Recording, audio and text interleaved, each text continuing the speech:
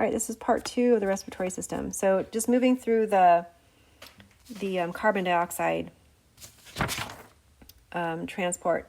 So turning the page here. Okay, so carbon dioxide is transported in the blood 3 ways. It's dissolved in the plasma, which is not very much, right? So dissolved in blood as CO2, but very small, 5 to 6% here. It's dissolved as bicarbonate, which is going to be the majority of it, all right, as bicarbonate ions. And then it's also going to be bound to hemoglobin. So there's 3 ways, and that's smaller, but, not insignificant. So there's 3 methods in how carbon dioxide's dissolved in our... So remember that carbon dioxide is much more soluble than oxygen, so it can be dissolved in the bloodstream. So let's look at, we're going to look at the majority of how it's traveling in the bloodstream. So let's take a look at this equation. So there's a very good, or good is a weird word, right? There's a very important enzyme called carbonic anhydrase. And carbonic anhydrase it's a reversible enzyme, as you can see here with the double arrows. And it's going to take your carbon dioxide as a gas, and it's going to attach it to our water, and it's going to create carbonic acid. So we've seen this before. The carbonic acid is going to dissociate, okay, so there's no enzyme involved in this step, into bicarbonate and a free hydrogen ion.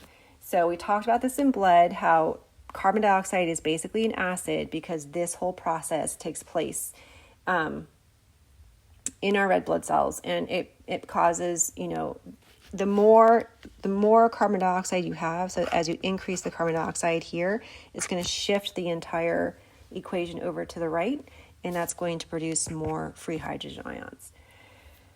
So let's take a look at in your red blood cell. So the number 3 in your outline is looking at something called a chloride shift and reverse chloride shifts.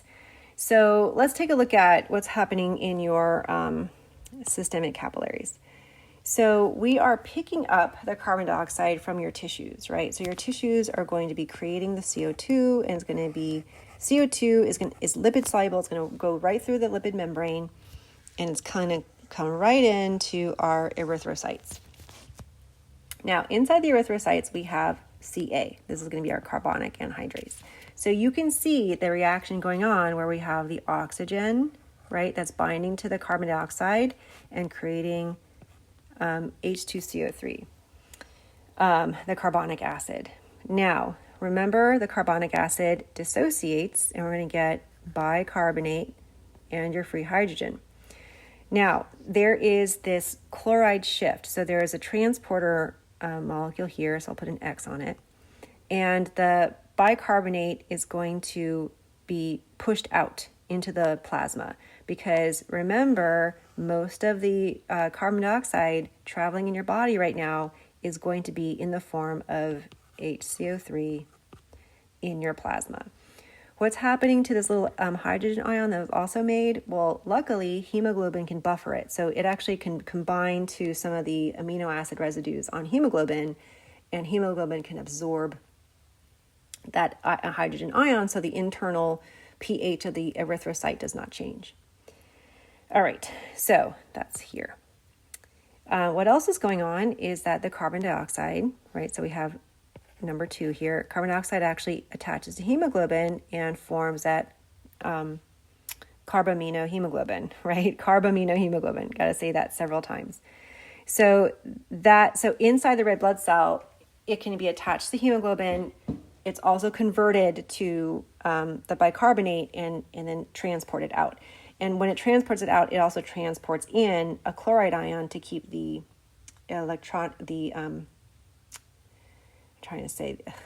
the charges the same. Okay, so chloride comes in, bicarbonate comes out. Now, when we reach the lungs, right, now it's time to release the carbon dioxide to the alveoli. And so what happens is the pressure difference will cause the carbon dioxide to come off of hemoglobin. So in this, we'll take a look at this one first, right? Hemoglobin, this carbaminohemoglobin, is going to release its carbon dioxide, and carbon dioxide will just diffuse into the alveolar sac. What else is going on is very interesting. So when we reach the lung here, we can see that we're going to have a reverse chloride shift. So that's looking at right here. So the hemoglobin, as it's losing I'm sorry, I lost my train of thought. So the chloride shift. So we're going to actually pump in our chloride ions back into the red blood cell. And what we're going to do is we're going to then have this HCO3. Then that's going to combine with hydrogen ions, and the hemoglobin is going to release those hydrogen ions. Then it's going to create the carbonic acid here. So the carbonic anhydrase is going to do the reverse reaction here, and it's going to convert the carbonic acid, H2CO3, to our free carbon dioxide and also to water. So water we don't care about, but the free carbon dioxide is now free to diffuse across the capillary membranes and into the alveoli. So you can see that this is a good way of taking, so we're going to take, right, our carbon dioxide trapped as this molecule of bicarbonate, pump in the bicarbonate into our red blood cells at the lung, and we're going to convert that bicarbonate back in this reverse reaction back to a free carbon dioxide so we can expel the free carbon dioxide. And the more bicarbonates that get pushed in, right, we're going to have more carbon dioxide being released. And so we have this, and then also chloride is involved here again. We have to reverse chloride shift with chloride. All right, so in your lungs, you lose the CO2 because bicarbonate ions and hydrogen combine to in the red blood cells. And then as levels of bicarbonate go down, right, because you're going to have these levels go down as the carbon dioxide is released. So as those levels go down, you have the reverse chloride shift, and that'll move more bicarbonate into the red blood cell. And then you have, just repeat. Carbonic anhydrase will convert bicarbonate to carbon dioxide, and carbon dioxide will just leave into the alveoli. So that's how your red blood cells deal with carbon dioxide. It has carbonic anhydrase inside, and it creates in the tissues, right? It will create bicarbonate and then pump it out with that chloride transporter. And then at the lung, it's going to do the opposite. It's going to pump your bicarbonate in, convert it back to CO2, and then let the CO2 be released into the alveoli. All right, now let's talk about number 4, the Haldane effect. So the Haldane effect is a property of hemoglobin. And we looked at this a little bit before, but oxygen and carbon dioxide can displace each other on a hemoglobin molecule. So the more oxygen there is, the less carbon dioxide will be bound, and the more carbon dioxide there is, the less oxygen will bind.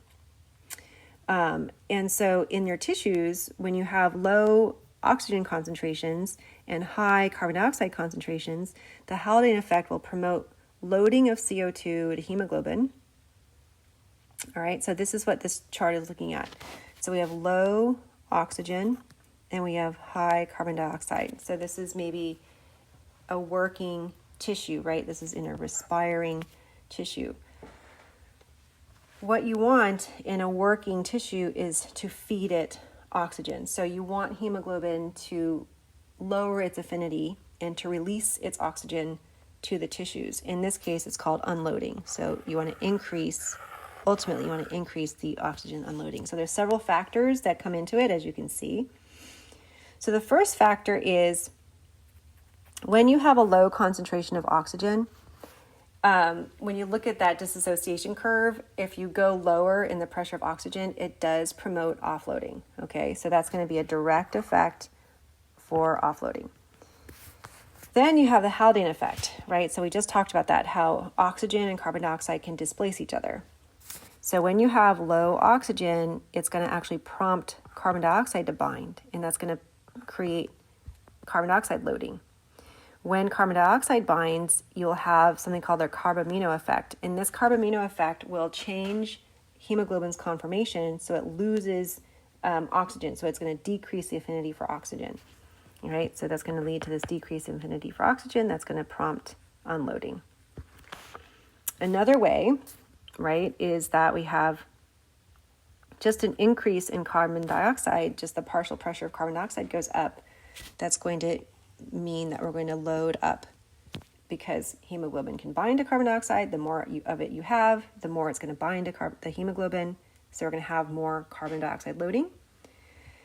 And then we know that carbon dioxide can be converted to acid, right, to hydrogen ions. And then that drop in pH, right, so the more hydrogen ions you have, that's going to be a low pH. Now we have an acid. And that Bohr effect says that when you have acidic changes, because hemoglobin's a protein and it changes conformation according to what the environment, that acid, the pH change, will change the conformation of hemoglobin and then also shift it to the right. So it's going to lose affinity for oxygen. So all these factors are at play that ultimately lead to a lot of oxygen unloading when you need it, right? Because we have working tissues. We want oxygen off of hemoglobin. Now let's look at what's going on in the lungs when we have a switch, right? So we have in the lungs, we have a high oxygen concentration and we have a low carbon dioxide concentration. And so let's look at oxygen, right? The direct effect, just due to the fact that we have a higher partial pressure of oxygen means that we're going to have more oxygen binding to hemoglobin, so we have oxygen loading. Then oxygen can also cause the Haldane effect, which displaces carbon dioxide and is like going to unload carbon dioxide. And then because of the carbamino effect, as carbon dioxide leaves, the hemoglobin changes conformation and it increases the affinity for oxygen. Okay, and then that's going to promote oxygen loading. For the low CO2, right, the low effect is just that because there's not much of CO2 around, it can dissociate off of hemoglobin, and so that's going to just promote carbon dioxide unloading directly. And then the lower pressure of carbon dioxide will lead to a drop in hydrogen ions, right? So that's going to actually, if you lower the amount of hydrogen ions, then it's going to be more alkaline. Still a shift in pH, but not acid, right? It's the opposite. So because of the Bohr effect, right, we're going to have a conformational change in response to the alkalinity, and it's going to have that opposite effect where instead of promoting oxygen, instead of decreasing the affinity, it's going to increase the affinity, right? So that's going to then promote oxygen loading. So in the lung, all these factors at work will promote oxygen loading. And in your tissues, all the same factors will play to unload your oxygen. All right, next topic is control of breathing. So we have several centers that control our ventilation or breathing. So they're going to be found in the brainstem, the medulla, okay, and the pons. Where's the pons? Anyways, pons isn't here, but we have the pons. Medulla has 3 centers. So it has an inspiratory center, it has an expiratory center or neurons, and then it has a general pattern generator. So when you breathe in and out, it's funny. There are neurons that fire when you inhale. There are inspiratory neurons that are active when you're inhaling. And then there are other set of neurons that are active when you're exhaling. Okay, so we have 2 complete sets of neurons for inhaling and exhaling. And then you have a center that is another set of neurons that's going to generate sort of this regular pattern of breathing. And then in the pons, you have this regulating center that's going to regulate the transition between inspiring and expiring. Okay, but just remember medulla, you have separate sets of neurons for inhaling and exhaling, and then you have the pons, which tries to regulate everything together. Okay, so you can see here that in this very quick picture, right, we have a lot of factors coming in to help us breathe. So we have the regulatory centers in our brainstem, and then we have the motor neurons going to the actual muscles that help you breathe. Okay, and this is just a picture of the respiratory centers. So you don't need to remember these specific names because you have enough to remember. And the Pontine respiratory group, you might want to recognize this, but it's easy because pons and Pontine refers to the fact that it's in the ponds. All right, so what is going to control our breathing rate? What inputs is your brain getting, right? So there are lots of inputs. There are chemoreceptors, so we're going to look at chemoreceptors from the central chemoreceptors. So in the brain, you're going to have, in the medulla oblongata, you can actually detect chemicals in the brainstem. You also have peripheral chemoreceptors. So you have chemoreceptors in the carotid bodies, remember, in the internal carotid artery. You have baroreceptors in the lung. You have irritant receptors that tell you if you need to sneeze or if you need to cough, right? So if you need to cough, that means that something is in your trachea, irritating your trachea. And if you need to sneeze, that means something's in your upper respiratory tract that you need to get out. And then we have proprioceptors as well, signaling the stretch of our bones and joints and ligaments around our chest. So we have lots of sensory inputs coming into our brain, and then we're going to also have just cortex voluntary control. Because remember, the breathing muscles are skeletal muscle, they're voluntary muscle, and so you can choose when to hold your breath and when to take deeper breaths. So this is also part of that breathing rate. And this is all going to come into the medulla, and then the medulla is going to have an output, right? For these inspiratory and expiratory neurons are going to create that breathing rhythm. So this is just a quick overview. We're going to take a look at the chemoreceptors. Okay. So just to remind you that the carotid body is here in the carotid artery, and we are going to have both chemoreceptors, okay, as well as baroreceptors here. Baroreceptors are more for blood pressure, and the chemoreceptors are very, very sensitive to hydrogen ions, to acid. They're not very good at detecting oxygen.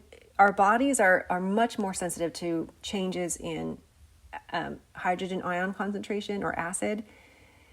It does detect oxygen changes, but not until it's very, very drastic and a big drop in oxygen. So let's take a look at the graph, right? So this is just our normal resting level of oxygen here.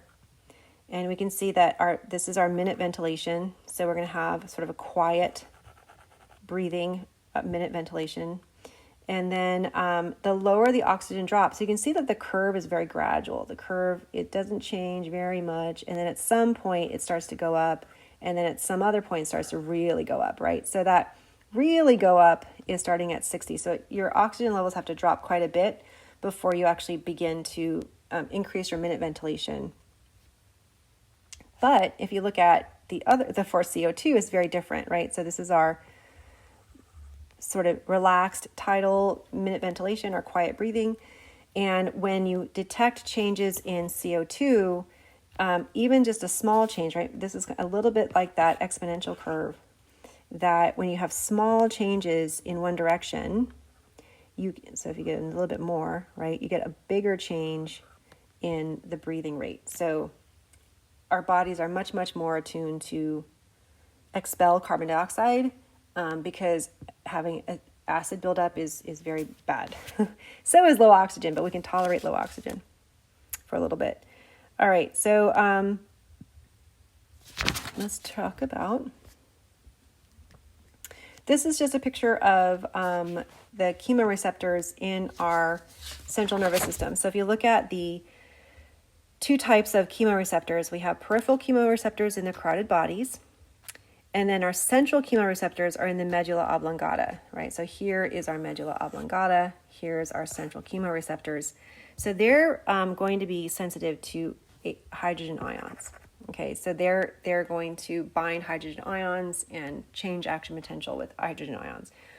But hydrogen ions don't cross the blood-brain barrier because hydrogen ions are charged, right? They're hydrophilic, they're not hydrophobic. They're not going to cross through a fatty membrane.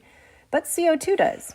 Okay, so for this reason, there is carbonic anhydrase in your cerebrospinal fluid. that can convert the carbon dioxide that does permeate into the CSF, can convert it to this free hydrogen ion that can get detected by our central chemoreceptors. And that's how our brain figures out if we have a lot of acid around or if a lot of CO2 around, and whether we need to change our breathing rate because the cerebrospinal fluid has the enzyme carbonic anhydrase. All right. So I think that's it for the acid. This is a quick chemoreceptor reflexes. This should make a lot of sense. So arterial blood, when you have a drop in oxygen and a rise in CO2, the rise in CO2 will cause an increase in hydrogen ions. Those are going to be detected by our peripheral chemoreceptors in the carotid body, and it's going to respond by increasing ventilation, right? We want to get out that CO2. Remember, this is an extreme drop. And then our cerebrospinal fluid, our central chemoreceptors respond to the changes in cerebrospinal fluid where carbon dioxide diffuses in and its carbonic anhydrase is present to convert it to hydrogen ions. And then those are detected, and then we can change ventilation as well. Hypoventilation and hyperventilation. So hypo, we're not breathing enough to meet the needs of our body. So what that's going to do is going to increase our carbon dioxide in our blood. That's going to then in turn increase the acid, and you have a drop in oxygen. Again, detected by chemoreceptors, we're going to increase ventilation, right? So this is a negative feedback. So we want to get out that carbon dioxide. Hyperventilation, we are actually expelling a lot of carbon dioxide, too much, because hyperventilation is too much ventilation. It's going to drop the hydrogen ion content, which is actually going to cause alkalosis. All right, it's going to make our blood alkaline.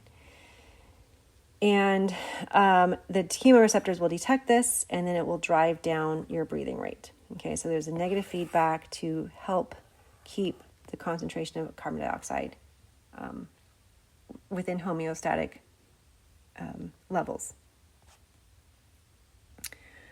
All right, so let's see.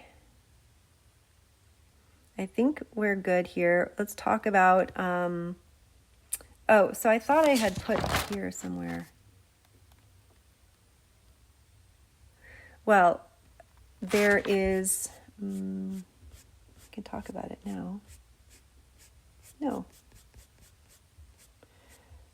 Okay, well, anyways, the reason why that when people are hyperventilating, okay, if you're hyperventilating, you are pushing out a lot more carbon dioxide than you normally would, which would drive your blood to be more alkaline. When you see people give someone a bag to breathe into because they're hyperventilating, that is so that they can breathe back in some of their carbon dioxide, right? So that bag used in hyperventilating is to put back in some CO2 that they're losing. So hopefully it'll mediate or mitigate the drop in or the elevation in pH or the change in pH. All right, so our last topic here is ventilation and perfusion. So ventilation is a process of oxygen coming into your lungs, and then perfusion is the oxygenation of the blood. So perfusion, how much blood gets oxygenated in the lung, and that the normal percentage is 80% of the oxygen, or 80% of the blood gets the oxygen that it needs. So it's not a perfect machine. We're not oxygenating all of our blood, but 80% is normal. Okay, so what are the factors that is going to affect ventilation and it's going to affect perfusion? So it turns out that ventilation across the lung is not even. That your lung is essentially, if you're standing, your lungs are essentially hanging in your thoracic cavity, and the weight of your lung actually pulls on the alveolar sacs, so that the alveoli are actually distended at the top of the lung, and they're going to be sort of normal at the bottom of the lung. So what happens is when you are stretching the lung at the top, right, the top is stretched, what you're doing is you are taking away some compliance because it's already stretched. So you're going to reduce the compliance.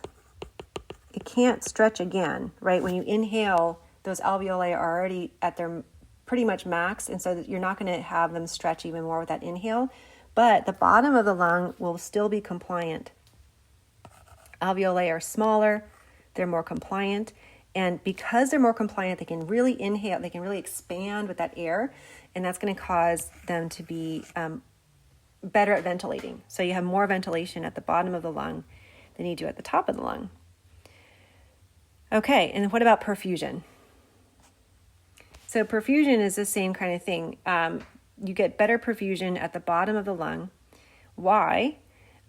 Because for one thing, again, if you're standing, gravity pulls blood to the bottom of the lung, right? So just because hydrostatic pressure, gravity contributes to hydrostatic pressure, so there's going to be more blood at the bottom of the lung. And so that way, the perfusion, because you have more blood, you're going to get more oxygen into that blood. So perfusion is going to be constant at the bottom of the lung. Also, another factor is that capillaries around the alveoli are compressed at the top of the lung. Because remember, those alveoli are really stretched, right? And so if you have a capillary coming next to it, and it actually, remember the blood moving through, keeping that capillary open is hydrostatic pressure.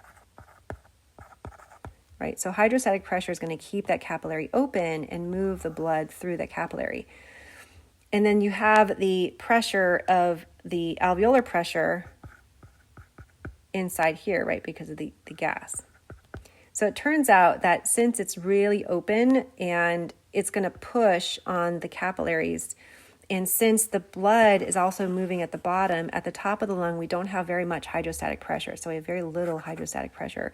So both of those, combination of both of those effects will mean that the capillaries will be collapsed most of the time, or much of them will be collapsed, and then you're not going to have a lot of blood there. So the top of the lung, you don't get a lot of perfusion, but you get more and more perfusion as you go down. So the way that the outline talks about it is the capillaries will collapse if hydrostatic pressure is less than the alveolar pressure. And gravity creates higher hydrostatic pressure at the bottom of the lungs because it has gravity on it, and that's going to keep the capillaries open at all times, whereas at the top, the capillaries are going to be a little bit compressed. Okay, so ventilation and perfusion are different across the lung. Okay, so looking at the controls of ventilation and perfusion. Now, this is interesting. Your body will always make sure it's getting enough oxygen and getting rid of the carbon dioxide. So let's take a look at this. When you have a lot of carbon dioxide and low oxygen, what's going to happen to both of these? So you have your bronchioles, and then we have our arterioles. So we have our lung and our blood here. So basically this is ventilation and this is perfusion, right? So the bronchioles, what will happen is the gas difference here is going to cause constriction of the smooth muscle is going to dilate in the bronchi. Why is it going to dilate? Because it has low oxygen, right? And you want to get more oxygen into the lung. So it's going to dilate, it's going to create less resistance, and so up our ventilation. But that same scenario will actually constrict our blood vessels. Why? Because our blood is trying to pick up oxygen. So if there's very little oxygen, why should blood go there to the lung, right? In that immediate, very small area of the lung, if there's not enough oxygen going there, your vascular system decides to constrict the blood vessels and then reroute the blood to healthier parts of your lung where there is plenty of oxygen so that perfusion can take place. Okay, so this is really good when you have, areas of the lung. It's a good mechanism to have because if you have areas of the lung that have disease or fibrosis or some kind of, something got stuck in your lung, your blood is going to reroute, it's going to constrict moving to the area of your lung that's damaged where there's no oxygen coming in, and it's going to reroute the blood to areas where there is higher oxygen so it can get perfused. All right. So basically this is what we're calling the VQ mismatch. So V is for ventilation, Q is for perfusion. And so these flow charts should make sense to you.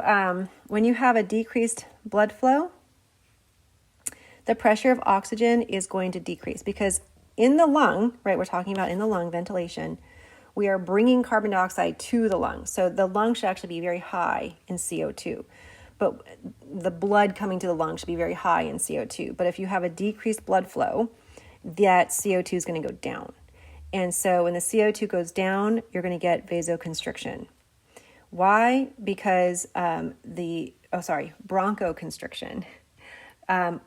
Why? Because air that's coming into your lungs should be diverted to the healthier tissue. So if the blood supply is not there, okay, so there's something trapped in the bloodstream, or there's, the blood vessels are damaged, the blood is not coming to that area of the lung. The lung can sense this by this drop in CO2. The lung will then constrict the bronchi so that the air coming into your lung will get diverted to healthier tissue. Okay? If we have decreased airflow, so something's stuck in a tube, or you have bronchitis, or there's a lot of mucus built up in an area, then the pressure of oxygen will drop, right? Oxygen is going to drop. And like I said before, this is going to cause vasoconstriction.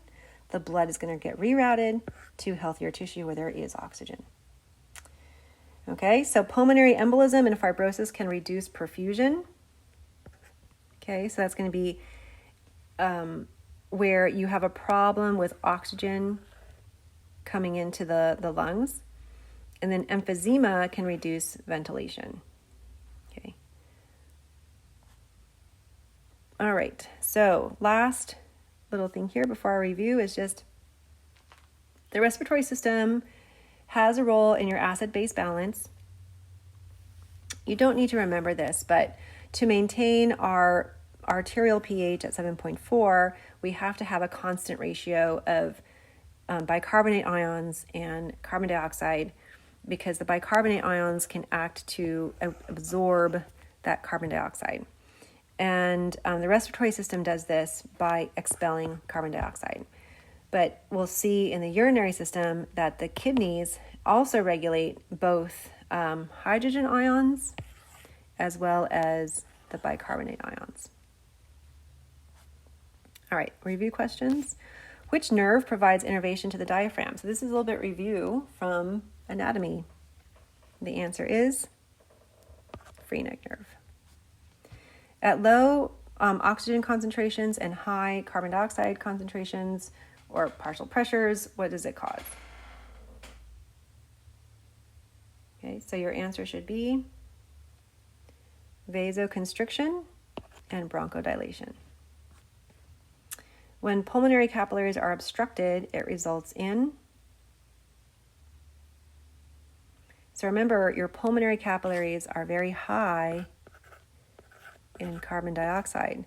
So if they're obstructed, you're going to get low carbon dioxide and then high oxygen. So letter B.